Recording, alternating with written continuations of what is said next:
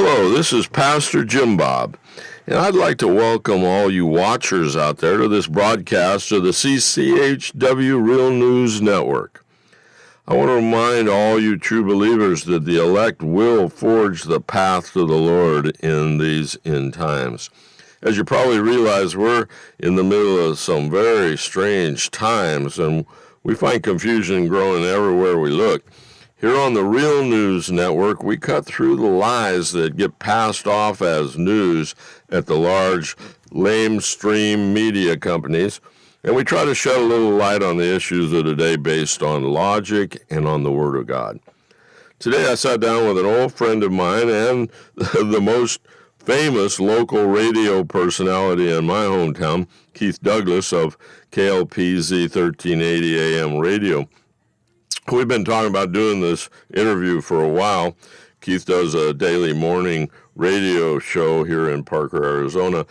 And if you don't live in the area, or really even if you do, you can listen to Keith and the rest of the station's programming on the internet at KLPZ 1380 AM live. Today we're presenting this interview with the hope that you will get to know me a little better, where I've been, what I've done and thought over the years, but most importantly, what I've come to believe. We're also going to give you a preview of my new book, Angels or Aliens, which is now available on Amazon or Barnes & Noble or just about everywhere books are sold. I want to encourage you, please, like our channel and subscribe to it and click on the bell so you'll be notified whenever we have a new podcast or video released. So please, take a listen. I hope you enjoy it. Keith takes me back many years, and then we end up right here smack dab in the middle of this last generation. Yeah, well, Jim Bob and I go back at least 25 years. Oh, at least. I was thinking that today.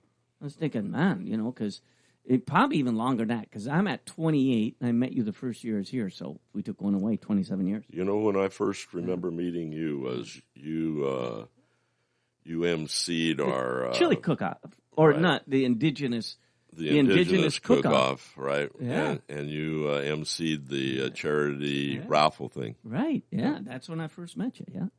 And that was my first time meeting Lacey, which I ended up getting a full-time relationship with the guy because he used to stop by before he passed away, come to the station all the time. And Lacey was there every year. Yeah, and my first burl stew that I had. Right. Yeah. Right. And I've just recently, I don't know if you know her, but I've met Lacey's daughter. Yeah. She's here local in town. Oh, I don't think I've met her throwing darts and stuff. Really? Yeah. So I mean that was because he used to tool on by here quite often, and we'd sit around and visit and stuff. So I might not be supposed to say this, but Lacey, he always had a little moonshine too. Yeah. Well, and I love the fact that he didn't know how old he was. Right. I love that fact, man, because where he was born in Louisiana or Alabama or something like that, and it was in the Bible, but they lost the Bible, or the Bible burned in a fire or something, so he was never really sure on his age. Right. Well, I think I did talk to his daughter once when they were trying to figure out his age and trying to Social Security thing. I remember I did talk to her, I think. But that's when I first met him, and then Kim Smart too. Yep. Yeah, and I see Kim. The whole crew there around the plantation. Yeah, because that was and that was when there was the open spot there, and there was a boat sitting on the deck, just on the ground, and I thought, I'm buying a camper that would fit in there nicely. And I talked to you because I thought you ran the plantation. You were the man. I didn't know George Adams was in the picture then.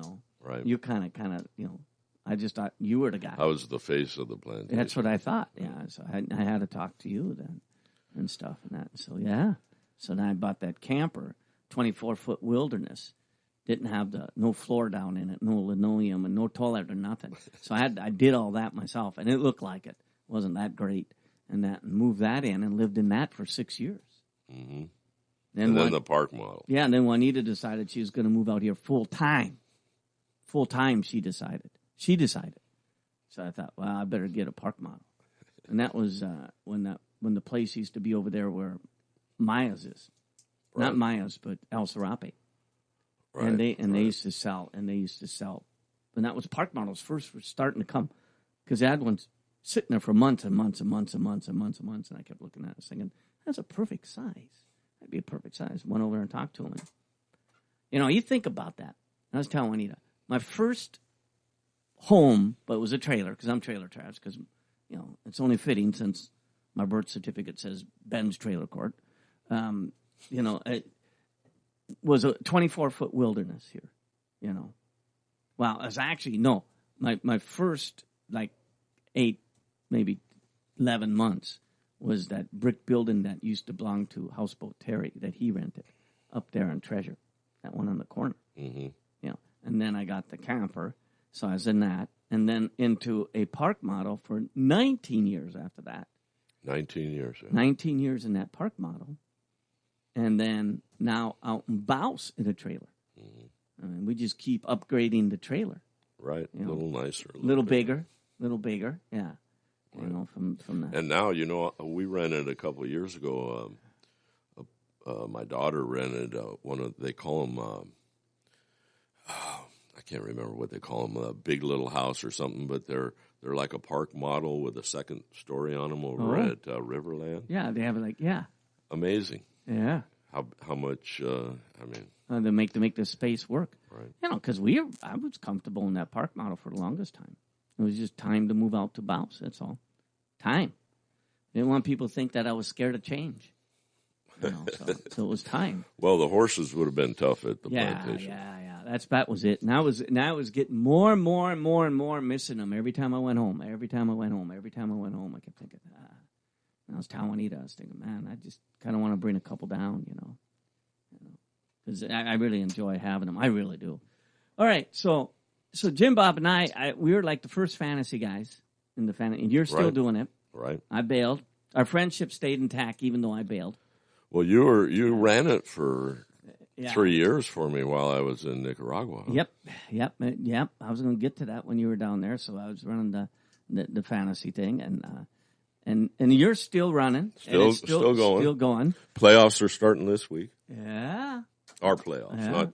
I don't want to confuse anybody out there, but the league's playoff starting. And how are you doing?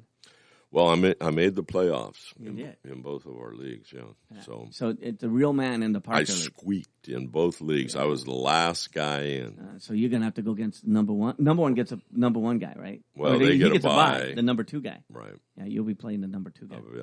Well, maybe you'll pull the upset up. I did that 1 year. The 1 year that I won it was same way. I got in, and my team was mediocre at best, but for some reason it just came together at the very end. Right. Well, this year's been crazy, and the China virus, I think, has a lot to do with it. Oh, yeah. Because I have had high points in both leagues, and I've had low points in both leagues. So it's just hard to tell. Yeah. And so that's the playoffs there. Well, I need to show me a picture of Johnny Thomas. He lost in his fantasy. Johnny Thomas? Yeah, he was a loser or something. He missed and so they have to do something stupid. Oh. And he had to. Juanita, do you have that picture for Jim Bob? I'll make him laugh on the radio. She showed it to me last night when I was getting ready to go to bed. It was posted. Yeah, now that's a different league. Yeah, league. And if you're like the loser, oh, man. you have to do something foolish in public. Right. Like you have to wear a costume and go stand out on the road or something. Right. Well, we used to have we still have the toilet bowl, but if you remember back in the old days, you got a trophy for winning the toilet bowl, and it was a toilet seat. Right. And with all the names. Yeah, it went back years and years. But I owned it like 2 or 3 years in a row. Yeah. I just couldn't. But then it got to where nobody wanted it anymore, so I just said, well, oh, that's funny. Yeah. Oh, Johnny, I'm coming over and seeing you, boy. I know. He has to wear. He's wearing like a woman's swimming suit. It's bad. And he says, fantasy football loser. Where is he standing at there? Can you make that out? Standing out on the street is that somewhere. Terrible Herps there? On California. Yeah, is that Terrible Herps Probably right there? in Yeah. that area, yeah. Oh, my gosh. Yeah, because there's a chevron. Yeah, that's it. Yeah. And so he's standing out there on that. And it looks bad.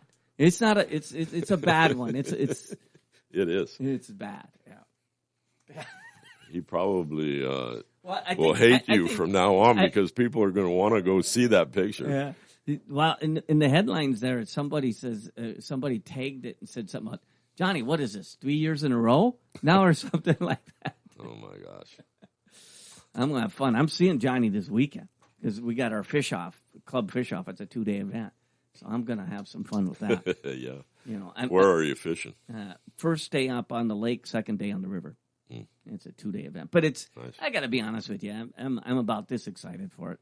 Normally, for the fish off, I'm super excited. I'm stoked, but because of the Chinese plague, you know, just the way we have to do things, yeah, it takes the muster out of it because we usually end with a very nice banquet in the upper Roadrunner. Oh yeah, and people invite their wives and their kids, and we do gift exchange and.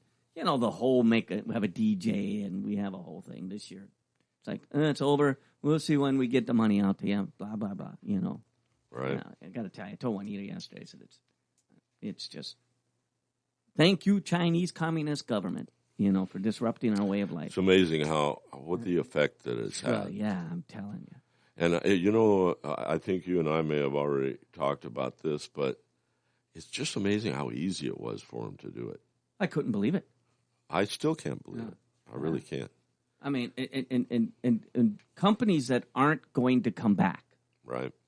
A whole lot of them. Yeah, that just aren't going to survive. That gal that called in Rush, I don't know if it was Rush or one of the guests from California, and she was actually crying that her and her husband lost their little business and all their savings trying to keep it alive, and they're done. They have nothing. I mean, literally, they've lost everything they've worked for because of this. Well, I know you talk about it a lot, but you can't help but wonder how much these big, you know, like Amazon and have to do. If you look at the money he's making compared to how many people we put out of business across this country, it's amazing. I hate to be the conspiracy theory guy, but you know, I have common sense, and trust me, he's loving this deal. Oh, yeah. Amazon wants to be it. And I think that's why they don't want to open up, Keith. I think they want to keep the place closed down as long as they can because they're making bank. Oh, what was his? His was up. It was just like, it was insane when the profit of Amazon, the profits of Wally World, the Costco's, the trucking industry, because everybody's ordering everything online. It's just through the roof. Yeah. I've often said the whole trucking industry, you know, the reason we do ethanol is just because of George Soros and other companies because they're involved in the trucking and ethanol can't be shipped in pipelines. You know, I mean, I've often thought that, you know, I mean, those reasons, no matter what they say. And it is. They're what they basically are, Chinese plague profiteers is what they are. Right. And they're going to dominate. I mean, Amazon's pretty amazing. They just bought out another major company. Amazon did. I have it, I think, in my saves, but a major player. And their product's only going to be available on Amazon now. Major. They bought it for like $8 billion. Or maybe it was even more, $13 billion. So they're buying up all these small companies. So they will be the only player. Well, I think if we're going to survive, we need to start breaking these guys up because it's just going to be the end of how we know things work. Facebook was in the news today that the government was coming down on them because I saw something about that. Because the extreme abuse of using your data. I mean, it's just ridiculous what they're doing. And the censorship that's going on. Oh yeah. Facebook's a big part of it. The news media, it's unbelievable. Well, I'm fortunate to live in this long to where I used to always give the benefit of the doubt to Washington. I've said that before, that if push comes to shove, they'll do the right thing. But, they won't. No, I don't know anymore. And the media. And now I was out fishing last week. I fished a tournament, and I was talking to Mark, and I said, I don't even believe Walter Cronkite anymore. Because that was the only station we got when I was growing up. And he was the voice.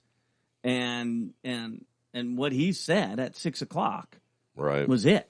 Right. I mean, we lived and died by that. Right. You turn on a major news network now at 6 o'clock and listen to what they're saying. It's not news. No. It is not news. No.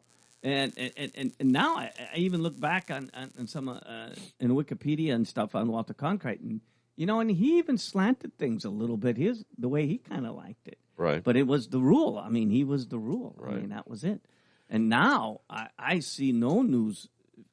I don't believe anything. That's why I'm excited about the Epic Times, and that's why I cross-reference. I do the Breitbart, Wall Street Journal,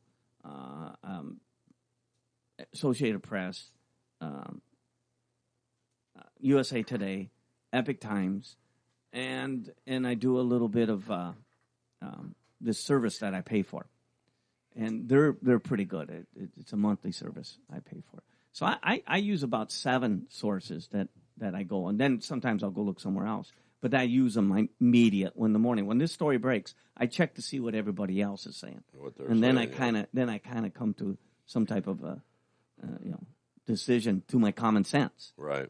I cipher through it and go, wow. Well, it's kind of crazy because I know we're going to talk about my book, but I'm working on another project right now, another book, and I hope it will be out by at least this time next year. But it has to do with everything that we're watching and what God in the Bible says about it, and it's amazing to watch. The premise of the book is there in the Bible it talks about 4 hidden dynasties that are going to control the earth in the last days, and I mean they're out there working overtime right now. They are, aren't they? Yes. I had this conversation online with somebody about these maybe could all the signs are there. This could be it. Give you one more thing to worry about. Yeah. But all the signs are there. It's amazing. Yeah. I've known we're getting closer and closer all the time, but you see, it's kind of a funny thing. You know something like that down inside yourself, but then when it really starts to happen and you look at it, you go, "Oh my gosh," And then for me, it's like, is it or am I just imagining this now? Right. Am I starting to? And the response always is, Keith. They've been saying that forever and ever and ever. I had a pastor that used to tell me that the dogs have been waiting for a long time. The world's going to the dogs, and they'll get their shot. But I remember when Clinton got in office and his whole sex scandal, that people were saying, "Oh, this is a sign. This is the sign that in the highest office now we've stooped to this. This is probably one of the signs, right, that we're heading out." Well, one of the things that I talk about in my book, Angels or Aliens, that's out and available. Well, let's get into this first. Yeah. First of all, okay, you decided, so I've known Jim Bob for 27 years. You had the plantation, the restaurant there, and then you went to work at AWC. First the county. And then you went into AWC as the director over there. Well, first I ran the talent search program for a couple of years. Oh, okay. And then when the opening, Mike left, Mike St. Oh, I remember Mike. He used to come in here quite often. I applied for the job. And then you got that. And then you went over to Nicaragua?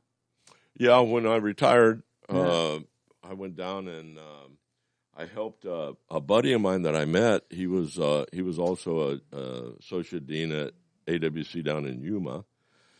And he ran several of the programs. The whole school is divided up into like 4 deans that run and he had political science and stuff like that.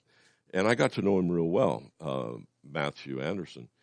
And he had already left when I left. And so when I retired, he got a hold of me and said, "Hey, I got this thing going on down here." He was the president of Kaiser University Latin American campus, and he said, and they had just bought it from Ave Maria, and was going through the process of changing it over into Kaiser, And so he said, hey, I could use a hand. So I went down there. I was there for like 3 years, and I ended up, I did that. I helped him with the transfer for the first year and a half, and then the last year and a half, I went up to the campus up in the mountains, and I taught, which was way cool. You like that better than the Oh, yeah. Yeah. I was in Managua, which is like $2.5 million for the first year and a half. Oh, that would be like, yeah. I was in a nice area, but it's third world. Yeah. You know, it even was a one nice of the area greatest is third experiences, world. huh? Even in a nice area, it's still third world. Still third world, that's for sure. Yeah. That's for sure. You know, and it makes you appreciate America a little bit more, doesn't it? Oh, man. You know, because when I was in the Corps and I traveled abroad a lot and I saw the other countries, I thought, man, we really got it going on. Right. And that really got me interested in the political and everything. That's what got me paying attention to politics. I owe it to the Corps. I mean, it really was. I mean, because before I was a young kid, I wasn't caring about Jack. You know what I mean? It was all about me. Right. Because I knew more than anybody else. Absolutely. You know, but I found out I didn't know Jack. You know, seriously. And so then when you went up into the mountains, what was that like? Oh, it was fantastic. It's the San Marcos, the town, little village.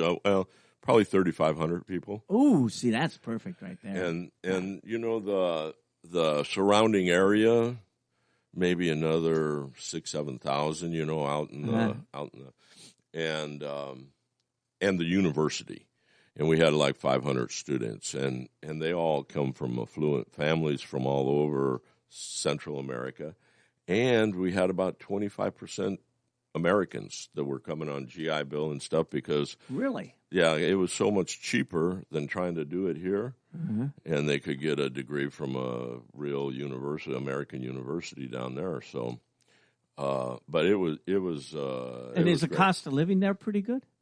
About 1/10 at the time. Yeah. See, that's where you get your education right there. When I went down there, I was making less than probably half of what I made at AWC when I retired, and I was like the rich guy, you know. Yeah. I tell people this, they just shake their head, but I for the year and a half I was up in the mountains, I rented a huge studio apartment that had its own bathroom and stuff, and I had electric and water and cable TV and internet. And I had in the main house there was a kitchen that I had full run of the kitchen, and I paid $120 a month. Good Lord! Yeah, it's crazy. Yeah, that's pretty good living there. Yeah, temp pretty good. Pardon me? Temperature pretty good there. Oh, it's like never gets out of the 80s. Man. Yeah. And it was about 20 miles from the beach, and you go down the mountain into the Pacific Ocean, and you look at the beach there, and it's like, you know, I grew up in Southern California and Ensenada and that area of the peninsula of Mexico, and that old coastline along Mexico. As a teenager, I just that's what I grew up with, and it reminded me so much of it. It was like, yeah, it was cool. You get a little fog in there in the mountains? A little bit. In the mountains, that'd be kind of cool, because I picture that down, a little fog in the mountain mist or something up there. You know, it's the thing that was the most different for me was, number one, you're so close to the equator, you don't have the change in daylight that we see here. So it always got light between 5:30 and 6 in the morning, and it always got dark between 5:30 and 6 at night. And the other thing was the rain. There's a rainy season and a dry season. And it went from like April started the rainy season, the dry season, and it went until maybe August, the end of August, and then there was rain. And it would rain every day for maybe an hour. But it was sort of like, I've never been to Hawaii, but I hear it's kind of like the rains over there. They come in and it rains and then it's gone. That's how it was when I was in the Philippines. Right. Yeah. And you could tell. And I loved it. I mean, it was temperature and climate-wise, it was great. And the food was good? Pardon me? The food good? Oh, The man. food was. I should turn my mic just a tad here since I'm looking at you. Probably more in my hearing. But No. yeah, the food's great. I gained a lot of weight when I went down there. I always tell people I love the food. They have two different kinds, actually three. They have pastries. They love pastries. And they also love like deep fried foods. Ooh. And like all of their stuff is deep fried. Sometimes even their pastry. So, Man. yeah, but So it's good food. And I'd walk out of my little apartment there, walk down about a block and a half through town at night. Little village, stuff going on, just what you kind of imagine Central America. And there'd be a little place there with a barbecue out in front, and they're cooking chickens and doing this and doing that. It was great. That sounds good. Yeah. And you felt safe? Yes. Yeah. That's one thing about Nicaragua and Daniel. Daniel doesn't put up with anything down there. So if you get out of line, they kill you. And I'm not kidding about that. Huh. And Americans, the thing about Americans... And Daniel's a leader. Yeah, Daniel... Yeah, just for people that don't know that. Yeah. He was part of the revolution. He was one of the three guys that were head of the revolution with the Contras and everything back in Reagan's days. But Sandinistas and the and Contras, yeah. the Sandinistas still control that country. Uh-huh. But, very safe. And they love American. They hate America, but they love gringos and Americans. And Wow. I got mugged one time down there, and it was just because I wasn't paying attention. But it's very safe. Very All safe. right. So then you come back here, Yeah. and you decide I'm going to write a book. Well, actually, the book started way before that. When did you start thinking about writing a book? Well, in the book, I talk about Von Daniken, Eric Von Daniken. Do you know that name? Well, there's a show on TV right now. It's called. So wait, but the book idea. When did that come to you? Well, I'm telling you, okay. Eric Right. Von Daniken wrote this book back in 1969. It's called Chariots of the Gods. And there's a whole TV program, in fact, almost a whole station about ancient aliens, and I'm sure you've probably seen it sprucing through the TV maybe. I know 60% of anybody that's under the age of 40 out there that's listening to this right now has watched the program. It's one of the most popular things out there. And it's kind of based on Eric Von Daniken's book, and then he had later books also. But I read that book, and he talks about the pyramids, and he talks about Stonehenge and how the pyramids, for example, how there's no way today with our technology we could build that thing with the precise measure, the way that they cut the stones and stuff. I'm talking about the Great Pyramid, not all the rest of them, but there's one pyramid there, the Great Pyramid of Giza. And he talked about flying saucers in the Bible, and he talked about this, and he talks about that, and he hooked me. And a lot of it at that particular time, I'd gone through 12 years of Catholic school, and I was at the university in California State at Long Beach, and I was being challenged by all the professors about my faith. And I couldn't defend a lot of stuff. And I read Von Daniken's book, and it struck a chord with me. I mean, it seemed like it might be true. And it had a huge impact on me. And so I've been researching around, and I brought these pictures in for you. I can tell you more about it after we get off the air, but these 5 pictures came into my possession, I believe it was in 1973 or 1974. And I got to tell you, Keith, this is way before computers and Photoshop and all that stuff. And these pictures were were shot in sequence, and you can look at them there. They do look like 70s picture. Well, they are. They are. Like and I didn't just get the pictures. I came in possession of the negatives to these things. And one of the, I mean, they're kind of famous. One of them has been, you see this? This is a, this is a Time Life. It's one of the pictures is you'll actually find in their publication. I got to tell you what the picture looks like. It's a wooded area. And in the background you can see literally a flying saucer. The way that you think that you would picture a flying saucer, it actually looks like a flying saucer. You know, and it's not blurry. I mean, it's bold. It's big as Ike right there. And you notice the truck in there. Yes. Man. So you can get a sequence. What the story of this, it happened in New Mexico, and they were out on a picnic, the way the story was told to me, and they saw this thing, and the guy picks up his camera and he starts taking pictures and going towards it. So as you're looking at these pictures, he's actually moving towards the craft. Now, the first debunk of these pictures that I saw was by Time Life in another edition than this, but they said that the reason why they were deemed phony pictures was because there had never been any picture taken of a UFO this clear. Well, then it is clear, people. It's real clear. Is that a reason to debunk them, though? Now, in this one, I had to search around, and I finally found, because I knew I'd seen this like back in the late 70s or 80s.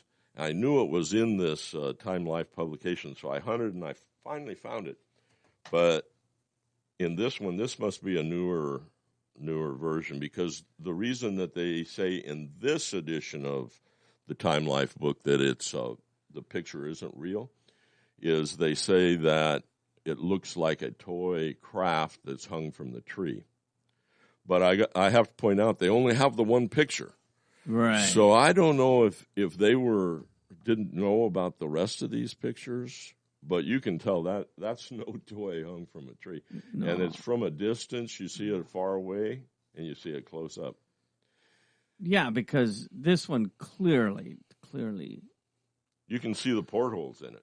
Yeah, and just the way that the tree over here on this one here. Same tree, yeah. Yeah, it's over here, and then if you go to the third one, look how much where it's moved, where it's moved completely. Yep. And it doesn't even look like you could hang that from a tree there. No. I don't know. And it looks like about a 48 Chevy pickup. Oh yeah, something like that. Now, yeah, as over the years I've researched this, I thought that I got them sooner to when they were taken than I actually did, because according to the research I did, they were actually taken like probably 68, 69, and I didn't get the negatives until, like I said, 73 maybe. Right. I don't know. I know where I was at the time I got them, but and we have a little website, and I'm doing a short video documentary on how I got the pictures and show them and everything. It'll be on our website here probably in a couple of weeks. Website's ChristChurchOfTheHolyWord.com. Christ Church Holy Word. Of the Holyword.com. I should probably write that all down. one word. There's no apostrophe in there, but it is spelled Christ with the S on it. So, and it's kind of an interesting story. So my point is that these two things came together. I've had these pictures. I've been doing research on them, and then Von Donigan's got in my head. And then about the time, right before I came to the plantation, or plantation came to me, I kind of found my faith again and really got serious about. So this is way back when I was. Oh yeah! Wow! I thought maybe this was kind of a new thing. Wow. No, and so and that happened. I can tell you that was during my resurgence in faith happened during the flood of '83, and since then I've been ardently, as much as time will allow, in my rest of my life, I've been trying to find the truth in the Bible, and so this book's been cooking for a long time. So, okay, so then you decided, okay, I'm going to write a book, right? I'm always amazed by writers, writers. Ed's listening out of Havasu. I read his book. He gave me his Tall Black Horse. I'm always amazed people that can write books, and his is his first Western non-fiction that he did. And I said, how did you come about write a book? How do you start? And he said, I develop a character, and I give him certain qualities, he says. And then I throw events at him and how, with his qualities, he would react to those events. Mm-hmm. And I thought, wow, well, I see how you put that together. When you decided to sit down to write the book, where did you begin at? Well, this book is a little strange because the last quarter of it is actually the book that I first started thinking about. I have another book that it's a fictional about the river and stuff that was happening back in the day that I hope's going to be coming out here pretty soon too. But when you start writing that's kind of what you're talking about. So during this time, I had in my head a fictional story about this theory that I have developed over my years. My degrees are in communication, interpersonal communication, public speaking, that kind of stuff. And one of the classes that I used to teach in California was about subliminal advertising and the media and how they try to manipulate us and so on and so forth. So I identified this thing that was going on way back then, and it didn't ever register until much later. I got out here and the fog started to clear out of my head, and I began actually being able to see how things were working. But we've been being indoctrinated. Our society has been being indoctrinated about aliens from outer space and life on other planets and this stuff for over 70 years. I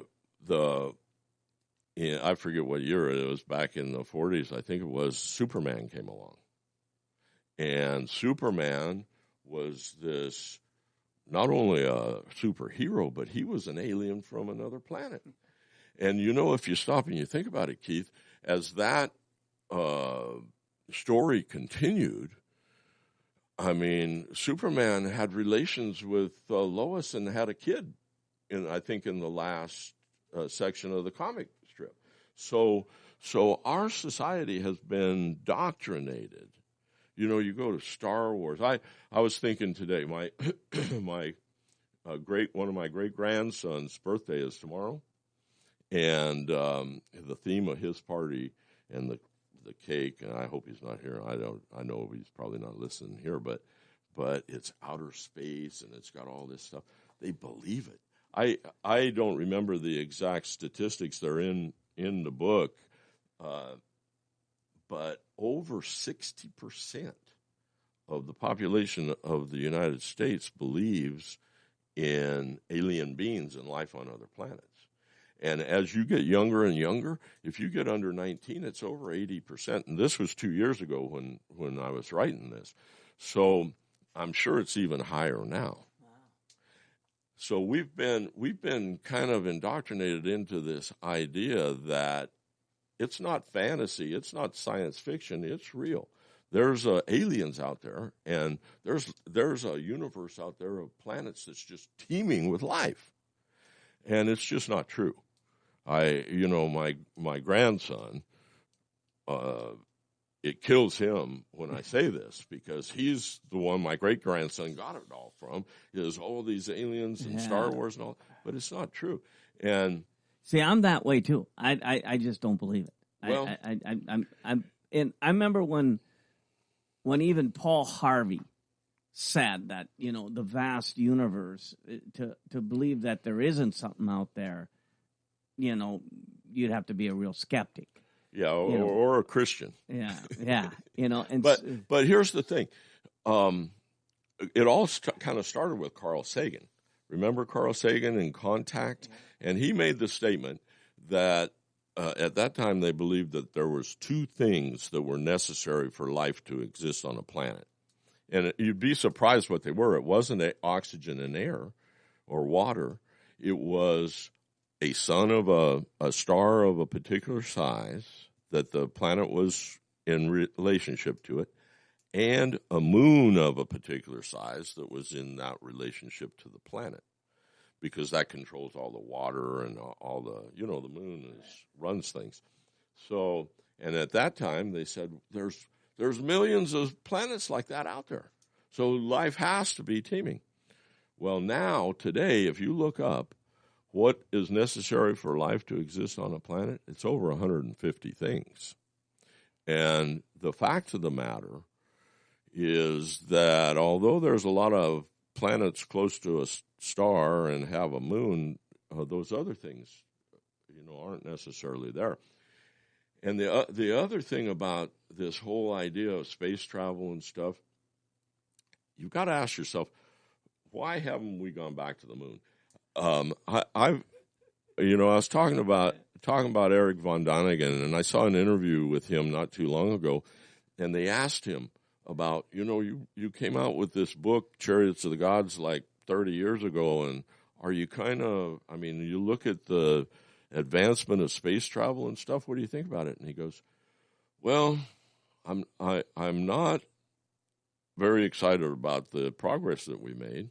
He goes, basically, there's two reasons for it. Number one, space travel is very dangerous. And number two is we really don't have any mechanism, any way to travel. It hasn't developed in the way that I thought it would. We're still using basically the same kind of stuff that they landed on the moon with, the same type of rockets and propellants and all of that stuff. And I was looking at a thing the other day. We can travel to Mars, all right? In fact, we've sent... Yeah, the rover and a couple other things. Exactly, and we can get there in 2 years, okay? But in order to make an approach where we just don't go whooshing by the planet, they have to shoot it up around Saturn and bring this thing back around and get it in an orbit around Mars. It takes over 6 years. Now, the question is, somebody's going to go to Mars. It's going to take 6 years to do there and 6 years to get back. But the big question is, what in the heck are you going to do when you're there? You know? It is kind of boring here. There's not much here. Not much to do. When they're training you on the lava in Hawaii, that's Mars. Other than you can say, I've been to Mars. Right. Because that's where they're doing their training at. On the lava. Right, on the lava. Yeah, it's crazy. Yeah. And then if you want to take it just one step more, one of my favorite constellations out there is Orion, because it's so prominent in our sky here. You can see it all the time almost. And to get to the nearest star in Orion, I'll cut out all the stuff. If we could travel at the speed of light, which is about, if I remember right off the top of my head, it's about 27,000 times faster than we've ever traveled, something like that. If we could travel at the speed of light, then it would take almost that many years, 27,000 years, to get to that star. Think about that, Keith. We're talking about, and so that's why in science fiction, all you kids out there that are believers, I hate to tell you this, but that's why in every science fiction movie or episode in your favorite comic book that you read, they have to create some type of transportation that they can defeat the laws of physics. So all of a sudden they can switch into superdrive and whoop, they're there. Because we're so far away from anything. And so with just that in mind, I mean, how hard is it to believe that there's aliens from outer space coming and visiting our planet? You know, you brought up something interesting here too. We should have started this way a long time ago. This conversation. Why haven't we been back to the moon? I mean, like I joke around all the time. We left a car up there and a couple golf balls and a flag and all that kind of stuff. I mean, we're good to go. I mean, you know what my theory is? Yeah, I want to know what your theory is. Well, we can do everything by satellites of what we could do from the moon. So why do the danger and the expense of going back to the moon when we can do it with satellites? But I think we ought to do a condo. Yeah. You know. But here's the thing, and I'd like to make this one point, and relating to the book, is the kicker on this is that we know there's enough evidence out there that we know, like these pictures, there's something out there. There's I talk about in Angels or Aliens about these Navy pilots that have on radar the crafts that were following them all the way across the country, then all the way across the ocean to Europe on radar, different places. I mean, there's something out there, and so Jesus told us we've been told everything. So the explanation has to be somewhere where we can find it, and I believe it's in the Bible. And if any of the Bible scholars out there want to go look at the first chapter of Ezekiel, he gives a great description of vehicles that come down and visit him, and you ought to spend a little time to check that out. So, what do you think though? Aliens? Okay, so what are these? What is that? In your words, what would that saucer be? What do you think that saucer is? Well, I think the biggest mistake that von Däniken made is in the use of one word. He uses the word extraterrestrial rather than supernatural. I believe that the things that we see come from a different dimension, that dimension that we call paradise or heaven. And that, like I said, check out the first chapter of Ezekiel, because that's exactly what it tells us, is that God and his angels came down to talk to Ezekiel, and they were in these crafts that he describes a whole lot like these pictures I just showed you. So, if someone wants to read your book, where would they find this? Well, first of all, I believe Joyce, if you're here locally in Parker, I believe Joyce still has a couple copies over at See and Tell, the bookstore across from Food City. Yeah. We have, I think there's probably I have 20 left signed copies that we're doing on our website. Again, that's ChristChurchOfTheHolyWord.com. Or you can buy it anywhere online. It's on Barnes & Noble. It's published by Christian Faith Publishing. Yeah. And so how long did it take you to write The New Lie, Chapter 12? I like that. How long did it take for you? Well, I can tell you, this would be a good read. I like the way you have it set up.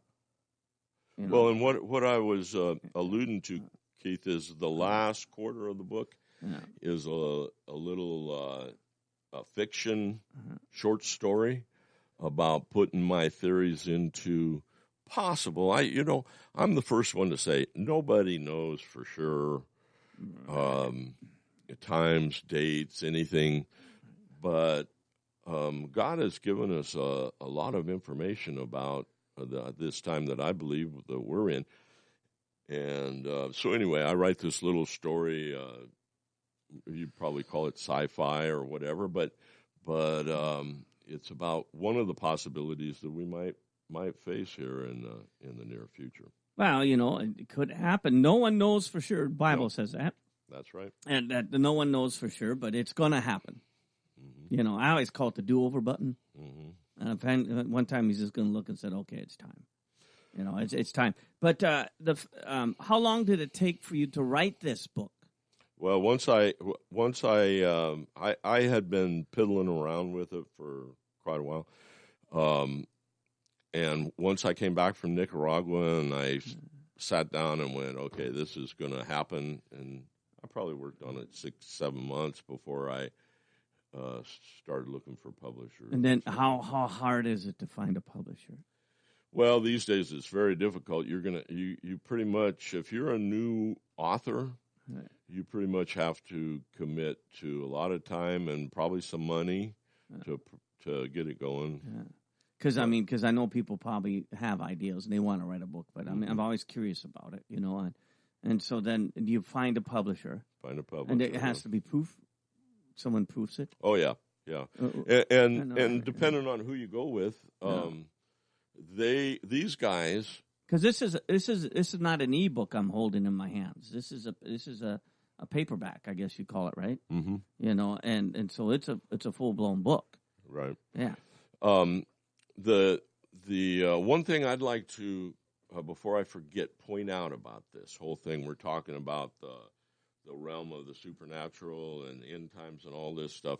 I'd like to point you to the parable of the fig tree, and we go into it in sort of in depth in the book.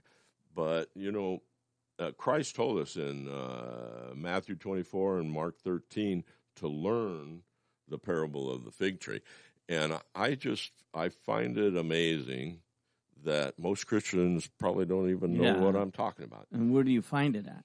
Like I said, Mark, it's Okay. it's rather involved. If you really want to know about the parable of the fig tree, good thing to do would be to buy Angels or Aliens, because there's a whole chapter in there about it. There it is, yeah. But according to the parable, we're very close to seeing the return of Christ. So, all right, this is good stuff, man.